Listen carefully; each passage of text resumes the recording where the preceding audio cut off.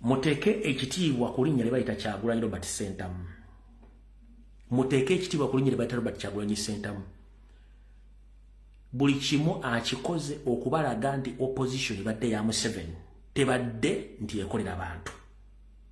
Yensonga lwaki bonna ba jobless seekers tebalina mirimu. Yensonga lwaki bazanya tit for tat. Yensonga Museveni lwaki yakuleetinga iPod. Bibiina byonna bibadde biringana ani ne Museveni nga temukimanyi. Ye Kyagulanyi kyakoze bakiyita dismantling Museveni's opposition. Era kye kibayombya.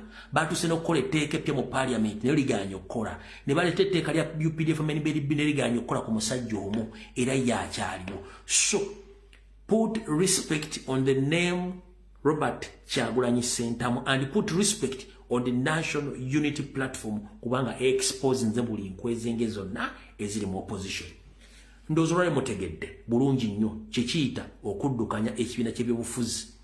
Kati Mukulu Mathias Mpuuga Nsamba lw'ojja okutegera lwaki omulamba gusiba ebigere ng'ate gwafudde. Lw'ojja okutegera lwaki Bukenya si munnakenya. Ku bintu biro ojja kutegera lwaki omulamba bagusiba ebigere azifugenda kudduka bagusiba akabazifu genda kwogera. Era ojja kutegera lwaki Bukenya si munnakenya. Oba lwaki Bulubba ne bamuteeka mu bukero bwa kyenvu. Ojja okutegera okuddukanya political party. Obadde okiyita kyangu. Nkuwulidde bintu bisatu. Ojja kutegera lwaki Bukenya si munnakenya. Ojja kutegera ekisibye omulamba akaba n'ebigere azifugenda kudduka oba okwogera. Lwaki bamuyita Bulubba wa yero ate bamuteeka mu bukero bwa yero. Ojja bitegera oluvannyuma okuddukanya political party mu wiiki bbiri okuva kati.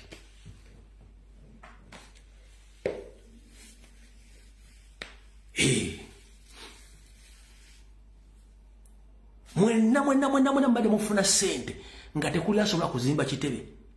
Muva mu kino mudda mu kino, muva mu kino mudda mu kino. Omusajja agambye ffe tuzimbye ekitebe weekiri. Olaba n'abasajja ba EU bajja ne batunula the state of art mu myaka ena Kyagulanyi kyakoze bonna baatya.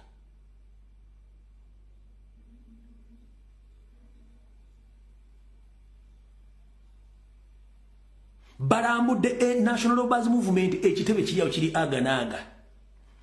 Bagenze kwefudisi ekitebe aganaaga. Bagenze ku DP olwali ekibadde mu kitegedde n'ebirala. Kati mutegedde bulungi nnyo. Ababadde bakatuuka nga temutegedde nti DP Ntunde Mau yagitunze dde wa Salim Saleh na buli kimu kyobakola kyonna kya Salim Saleh.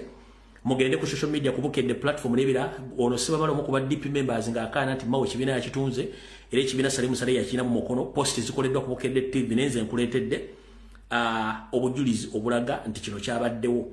Kanzire mbazanyire eddoboozi lino mu dakiika 2 ntama simu mu agenda mwazitegedde bulungi nnyo. Wulira Salim Saleh nga bali nani ne Nobert Mau bali mu kudiscussinga biki bagenda okukola mu delegates conference. Mutegeere nti put respect on Robert Kyagulanyi Sentamu and national platform. Wulira.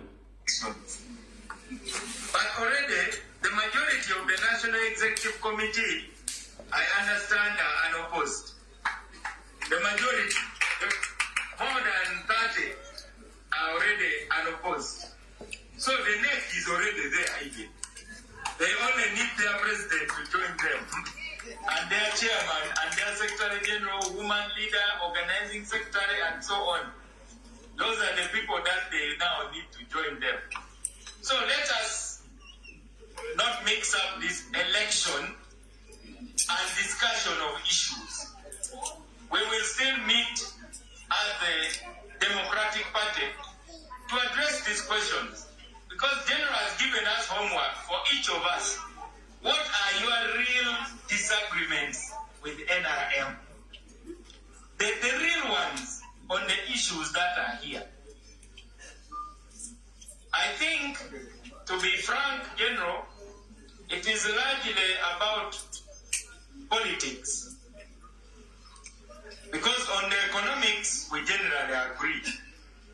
But there are political questions.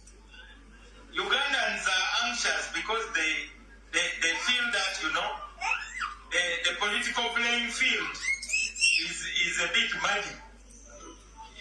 Everybody is running around. President, I think that's why God gives you that responsibility.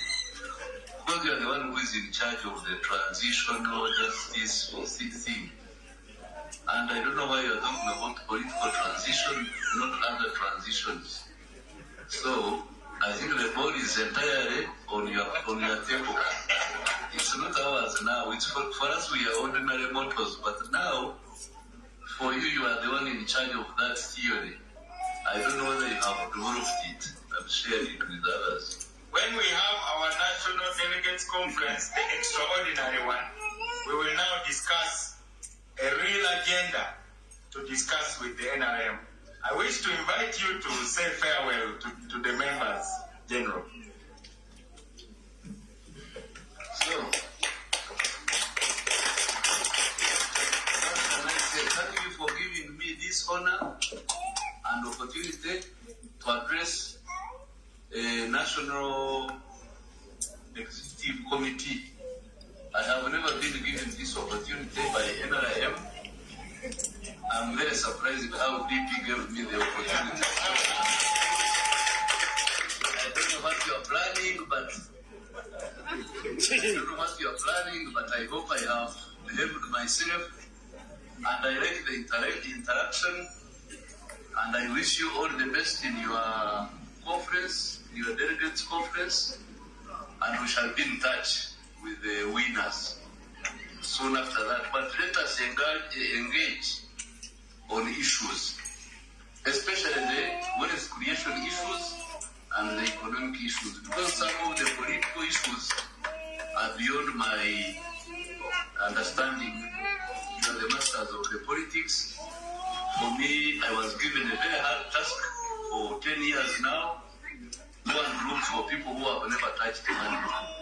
It has not been easy, but so far, statistically, it shows that really the people outside the money economy are dropping, and even the recent statistics of poverty levels have also shown some decline. And for me, the major thing is that you are the ones who wrote the original script. I have read some of the papers with you, President.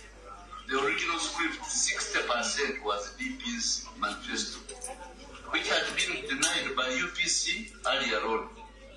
You were given, because you had a lot of intellectuals, that script of IDRC report, you shared it with your members, because I sent it to you.